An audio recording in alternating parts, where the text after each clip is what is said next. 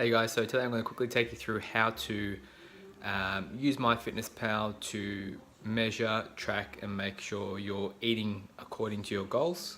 It takes a little bit of a learning curve to get into it, but once you get the hang of it, it's really simple and it's not something that you'll have to do forever, but it's really good to make sure you have a really good understanding of calories, protein, fat, carbohydrates, where they come from and how to track them as well. Because this will be the biggest influencer when it comes to losing fat, gaining muscle, and getting serious results. Alright guys, so I'm going to quickly take you through how to use MyFitnessPal. So first, to get MyFitnessPal, you go into your app store and then you type in MyFitnessPal. As you can see, I've already got this one downloaded. All we're going to do is open the application. Now once you open the application or once you've downloaded it, there will be a couple of steps for you to actually put in your information, signing with things like Facebook and that sort of stuff. But I'm going to quickly just go through a few of the tabs. So once you get past that first initial phase, you've got a few different tabs down the bottom. So you've got your home button. So home button basically just gives you a couple of just different articles that you can go through, recipes, things like that. On the second tab, you've got your diary. So basically this will be where you input all your food. Then you've got your progress. So what you're able to do is you can track your weight and other metrics like measurements, and it will track your progress over time. And then on the bottom right hand corner is your more button, so your settings. And then basically this will give you all the options to change all the settings within the application. So if you need to change your calories, if you need to change your protein intake, add in meals and recipes and things like that, this is pretty much where you're going to go. So very basically what we're actually going to do is go into the menu or the more options button down the right hand corner, and then we're going to show you how to set up your calories for the week. Alright, so basically what we're going to do is we're going to go to the goals tab. So we're going to press the goals tab, and then we're going to have your information here. So it's going to be your starting weight at the top, your current weight, your goal weight, you've got your weekly goal, so to maintain, gain or lose, and then you've got your activity level. So basically to change any of these, we're going to click on them, and then you can pick your starting weight. So as a hypothetical, let's just say that you start off as, say, 60 kilograms. And your current weight also wants to be where you currently are. So we'll set that as 60 kilograms. And then your goal weight. So let's say you have a goal weight of losing 5 kilos. So we're going to bring that all the way down to 55. There we go.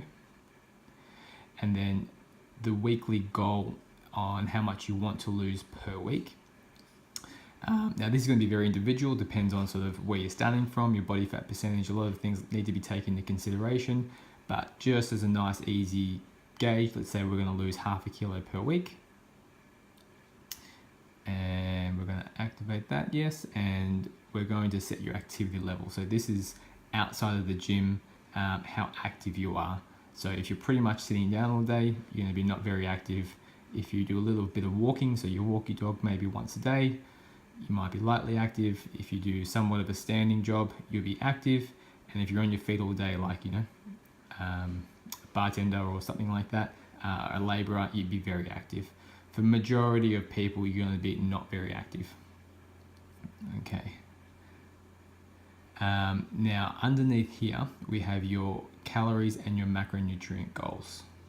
So with your calories, as a general guideline, we're just going to use the 1200 calories today as a fat loss for a female, so a female who is relatively already sort of low body weight.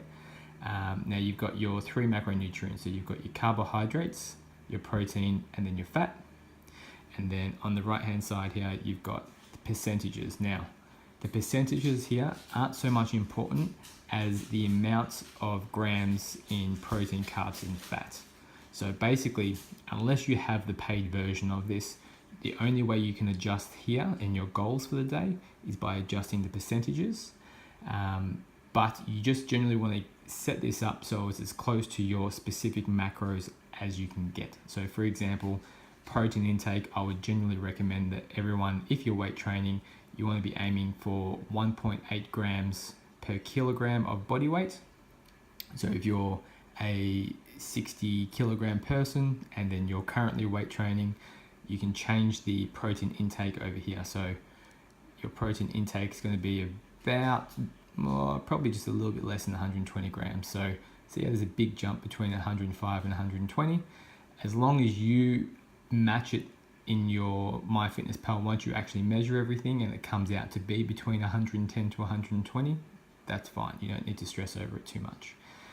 Now, seeing it down here, because we're working off a percentage base, we want to hit a total 100% of your total calories. So we want all of these here to fit within your calorie limit. Now, generally, I would recommend fat to be a nice steady intake of at least 40 grams or more per day. And then the biggest thing that you can change the most would be your carbohydrate intake, which is over here. So we'll just adjust that for now, just as a hypothetical. So we've got 120 grams of protein, 50 grams of fat, 60 grams of carbs, and then you've got your 1,200 calorie goal. All right, so what we're gonna do is show you how to now add food into your diary. So if you've got two options, you can go to your diary itself and just click on here, and then you can add the food on the top left-hand corner here, or you can just go for the quick option, add food, which is in the middle, and then you can select where you'd like to add it. So as a hypothetical, we're just gonna say breakfast for today. Now, really handy feature is we actually have a barcode scanner. So what I'm going to do is show you how to use it. So this is a Fiber One bar. Now, anything that comes with a barcode, so as you can see here, on the top right hand corner, we actually have a barcode scanner. We're going to press that. And this is going to save you hours and hours of entering. We're going to scan. And then it's going to come up with our total calories per serving of our Fiber One bar. So on the top right hand corner here, you've got 12.1 grams of carbs, 2.7 grams of fat, and 0.8 grams of protein. Now as you scroll down, and your total calorie count on the top left is 87 calories. Now as you scroll down, it'll give you a bit more of a breakdown of things like your potassium, sodium, vitamins, that sort of stuff as well. Also to note your fiber intake, which is obviously going to be important for things like gut health and food digestion, which is really good too. That's the easy way if your food has a barcode. And then what I'll do is I'll show you how to enter a food if it doesn't have a barcode. All right, so we're back at our diary screen. Now let's say we want to add in for dinner. All right, let's say we go for dinner and we're going to have chicken. So chicken. Now, because most chicken is best to be measured raw in the uncooked state, because when you cook chicken or any type of meat, it's going to lose moisture through the cooking process. So if you weigh it after you've cooked the chicken, it'll give you a slightly mismatch for the calories that it actually is. So to get the most accurate representation of the chicken, we're going to go to chicken. We're going to type in USDA. So it stands for United States Dietary Association. And we're going to type in raw breast. Okay. And then you're going to have a whole heap of different options of chicken come up. So the 100 grams of chicken, breast, meat only, raw, USDA. We're going to click on that one, and then it'll give you the most accurate information based off the Dietary Association. So for 100 grams of chicken, it's 172 calories, and this is raw, so this is uncooked. And then you've got things like your, again, scrolling down, so your sodium levels, cholesterol, potassium. Not necessarily too important to track all of those things, but it's really important to get an idea of sort of how much protein you're getting, your fat and your carb intake as well. Now, also, if you'll notice that after you entered in a few meals, your total calorie intake at the top here. So this is the current food that you've already eaten, and this is the total amount that you're aiming for over here. Now there will be an exercise option, so you can put in the exercise. I highly recommend that you don't. Just use exercise as an extra bonus towards your calorie goal. and then it will give you an idea of sort of how much is remaining on the right hand corner. So it says that I can have 1,028 calories left for the day.